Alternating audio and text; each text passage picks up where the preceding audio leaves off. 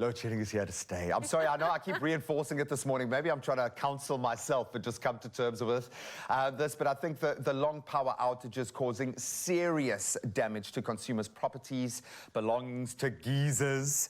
In my case, there's been so many new little nuances to this conversation, given rise to the importance of insured items. Is it crucial that policyholders take steps to enhance your chances of claiming success in the event of any loss or damage to the insured items? This is what we're going to talk about right now. Definitely. And here to tell us more about this is franchise principal and financial advisor Warren Wilkinson, and as well as our very own tech guru, Grant Hines, who's joining us for this discussion. Warren, I'm very interested in this because my newly operated electrical garage is now acting up because the battery's given in. Sure. A friend said, "Oh, you can claim that from your insurance." Is that true? How? Are there loopholes that we need to now be careful for, or is it additional coverage that we need to take to protect ourselves from load shedding and our items being damaged? I think the reality is that load shedding, grid failure, it's something that's become part of our life. Yeah. And unfortunately, the entire insurance industry has been hammered with claims. One of the large insurers has paid over R1 billion in claims last year as a consequence of power surges. Yeah. And as we all know, power surges is not something that necessarily on a once-off event will kill an electrical item. It's sort of the routine power surging and the related issues pertaining to load shedding that causes that failure over time. So I think the challenge is that for us as consumers is we've got to take proactive steps, to make sure that we have a hybrid system in place to protect our system. And that's really what the insurers have come out to say. So they've all come out with let's call it new terms, and you need to go and sit down with your broker and make sure that you understand the cover that you've got and understand the limitation to that cover. And by and large, the responsibility for us is to make sure that we have protection in place, like power surge protection on your DB board, not so much just on the plugs per se, as an example. No, completely. I'll use a silly example here, but a very costly one. The thermostat on a geyser, broken 3 times. It's cost about 35,000 Rand when it wasn't tracked. Okay, the amount of electricity increase when it wasn't, because no one thought that it was that. They thought with all the other myriad things, because I'm renting a property so there's 3 or 4 people between me and where the tire hits the tar kind of thing. Sure. It's going to change. We know that. And I think this is kind of like a giant step kind of thing where legislation's catching up with. But the reality is we've got to find a solution now. How expensive is that? I was chatting to someone who has done a comprehensive shift of his household, 200 grand. And he's clever and he's sharp and he's tried. Look, so I think that's, for a lot of people, that's completely unreasonable. Yeah. People watching this thinking 200,000 Rand. Yeah. Firstly, most people don't own the properties that they're in. And secondly, you want to invest in solutions that you can move with. Yeah. A lot of people live in townships. There's a lot of we've got to face the music when it comes to there needs to be technology that accommodates that. Like Warren was saying, one of the first things you should be doing if you can't put a power surge protector on your DV board, firstly, if you can't speak to your landlord to do that, you can get something called a power surge protector. It's a very inexpensive 3-pronged plug that fits onto your DV board, onto the plug that your appliance goes into. This will be a fridge or a TV or whatever. I know a lot of people have had TVs blown. And then on this protector, what it's going to do is when there's a power surge, either over voltage or under voltage, because that's also what happens when the power goes off or goes on. That's when the damage starts happening. Think of it as a tidal wave. Lots of little waves that come for your appliance, and then all of a sudden there's a tidal wave of electricity. And if your appliance, like a fridge, which is very delicate, they're just not built for it. They're not built for it. Yeah. This becomes the dam wall for that wave. So you get a whole bunch of these. They're very inexpensive. You'll find them all over like any online store. Just look for surge protector and make sure that it's on your most important appliances. So your TVs, your fridges, your geysers if it's plugged in. If it's not put directly into the DV board, which it should be. But yeah. And surely this kind of thinking is going to become, if you're a property developer, if you're a landlord, if you're working in this space, is it your responsibility or is it the Yeah, listen, I mean, you know, you touched on the sort of body corporate, the space that you're in. So there's a submissions deadline, which is the 15th of May, that body corporates need to make towards this whole initiative of creating an opportunity for them to potentially also get tax breaks and enter into this space. I mean, the owner itself is the one that can get this tax rebate. So there are some incentives. Obviously, SARS will probably look how this develops over the next tax year, because it's only available to individuals over this current tax year, and for businesses over a 2-year period. And we hope that they will develop that to broaden the opportunity for individuals to be compensated in some way from a tax perspective if they're taking the initiative, as you say, to protect themselves and to lighten the load on the grid. Completely. I mean, that's interesting. They're discussing the same issues with the grid. I hosted Dr. Ramahopet the other day, and they're more worried about the power going back into the grid than they are for this very reason. It's because the wiring, the infrastructure needs to be developed. There is opportunity in this, people. We know this as South Africans. There is an opportunity to find incredible solutions to these problems, and we're going to dig a little bit deeper, get a bit more granular. We will need to know, how is load shedding affecting you, and what are you doing about it? Let us know. It's my feel-good breakfast show. It is your feel-good breakfast show, and welcome back. This is Expresso on S3. Now, franchise principal and financial advisor Warren Wilkinson, as well as our resident tech expert Grant Hines, they are back with us as we continue to discuss some of those burning questions around insurance and when it comes to load shedding, as well as alternatives that are available and affordable. Now, consumers and businesses to revisit, in fact, and businesses have to revisit their insurance policies to ensure that they have the sufficient cover, which includes potential damage caused by power surges. We know load shedding is around, so we now need to make sure we protect ourselves. These are all good signs, people. These are good signs. It means we're getting over ourselves. We understand that this is actually happening, and we are finding a way to deal with it. Now, we're about to drop some wisdom on you, Warren. We've got Nirmala from Incomas about to weigh in. She is, without a doubt, the most conscientized, that's a real word, viewer that we have. No, we absolutely love her, and she has her finger on the pulse. Let's hear what Nirmala has to say this morning. Good morning, Feel Good Expresso team. Mrs. Nirmala Devi Modlia from Kumas. Yes, I have changed a lot where it concerns the purchasing of my food these days, especially your meat and your greens that have no long lifespan like before due to load shedding. And of course, I've changed my times around how I do my work for the day, how I get my work completed for the day, especially by dressmaking, because load shedding really juggled our minds around now. Have a blessed day.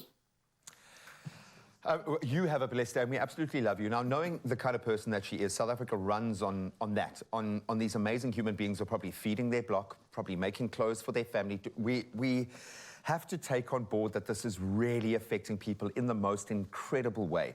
Let's take it a step further. Secondary responsibility, Warren. So now lights go out, someone breaks into my home because the alarm's not working because of load shedding. Is there a claim for that? Is it it's not our fault, it's the alarm company. How does that work in your ecosystem? Yeah, again, I think the insurance companies look at something that is sudden and unforeseen.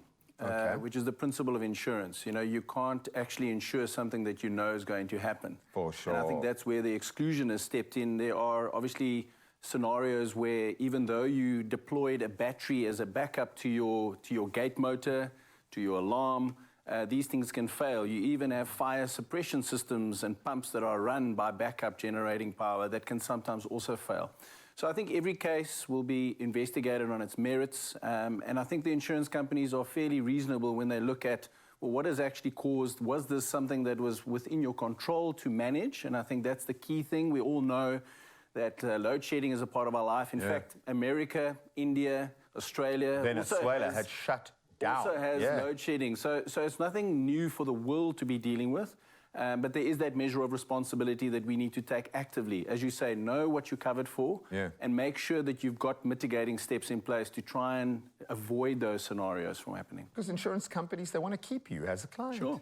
They don't want to give you one lesson and then never see you again. They really want to retain that, Sure. Grant, you find yourselves, especially with load shedding, in conversations where people talk about solar power, like we're having a discussion now. But from a tech expert, can you give us some pros and cons when it comes to solar power? Well, the biggest con with solar power is that it's super expensive. And it's actually fairly unattainable. If you've got like a fitter right now, I know my parents are talking to somebody that has access to panels because there's a shortage. Go for it. You know, it's very rare to find that right now. And then the pros are that you do get the tax rebates. The government do want to see that, and that whole system might be elevated. There are talks about reintegrating that electricity back into the grid from you know, private individuals, like, you know, if you've got it in your house. So there are those benefits, but the biggest con is that it's expensive, it's super expensive. And also, just because you've got a lot of people, this is a big misconception, just because you've got solar panels doesn't mean you're completely off the grid. For instance, we've got a pretty big inverter at our house. We've got a 5 kilowatt inverter. We can't run the geyser off of it. The geyser takes a lot of power. So unless you've got a geyser alternative, like black pipes in your roof that heat up your water, you can't, you know, you're not off the grid there. And even stoves. Stoves and kettles, anything with an element, you kind of generally got to avoid, although we do cheat sometimes with the kettle because of the baby. But you can't run your stove. You still got to have a gas top, you know? So I think it's not completely off the grid, but the pros there are that you're way more independent. You can still potentially work if you've got your computers out. You can still make sure baby gets to sleep without interruption. Those are the other things. We always talk about load shedding in relation to productivity, but relation to family dynamics and the rhythms of the home, like, it sucks. Well, that feeds into productivity probably more than your workflow, to be quite honest. Your baby keeps you up all night. Let's see your output the next day. We're going to continue this really interesting discussion. We understand that going off-grid completely very costly, but solutions in that arc to get there a lot more attainable than I think you think. But when it comes to insurance, we got to be talking. You need to be having this conversation, and we'll continue in just a moment. It's my feel-good breakfast show. Welcome back. You are just in time as we are wrapping up our discussion around load shedding and insurance policies with Warren Wilkinson and Grant Hines. Now, unfortunately, the potential for further sabotage and Eskom's infrastructure deteriorating means that load shedding is remaining, but now we need to be proactive. And there are tools to be proactive, so thank you so much. It's been so enlightening. I don't know what you charge by the hour, but please just keep it to yourself now. No, we absolutely love the fact that the insurance industry itself is obviously trying to cushion this blow. Is there such a thing as load shedding cover? At what level of nuance have we got? Or is that an independent conversation you have with your broker? No, look, so there are some of the giants in the insurance industry that provide a measure of power surge protection. But even the power surge protection additions to policies have been hemmed in with increased excesses and limited in terms of the cover amounts that they pay out. But unfortunately, load shedding and grid failure is just not an insurable risk. So again, there's some measure of cover that one can have for power surge. But that, again, you're going to have to go and make sure that your particular policy covers that and at what levels and in what instances. I suppose it's a similar narrative to health insurance during COVID. It's fault and problem and responsibility, but there is help out there, and I love the fact that has started. There definitely is. Now, earlier I asked you about the pros and cons about solar power. Let's talk about things people need to keep in mind if they now decide to go the solar panel route. Grant, what are some of the things people need to keep in mind when it comes to the maintenance and the installation? Well, okay, firstly, the labor is expensive.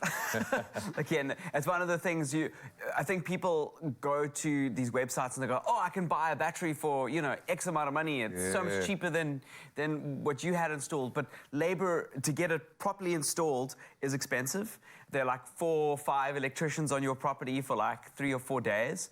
It has to be properly COC'd so that like it's registered and it's not going to cause damage to the rest of your appliances or to the houses around you, and that costs money.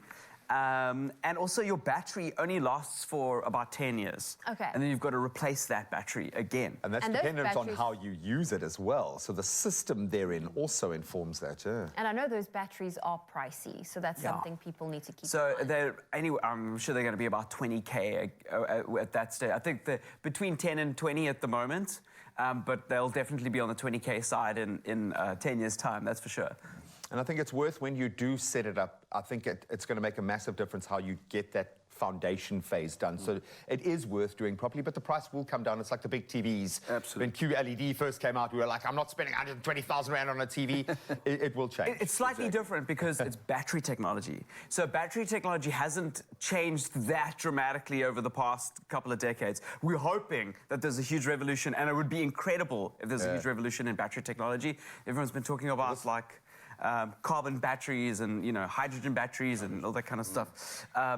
But for now, it doesn't look like there's a massive dip in the future, just because it's the same stuff that the lithium ion in our phones and so on is the same as been.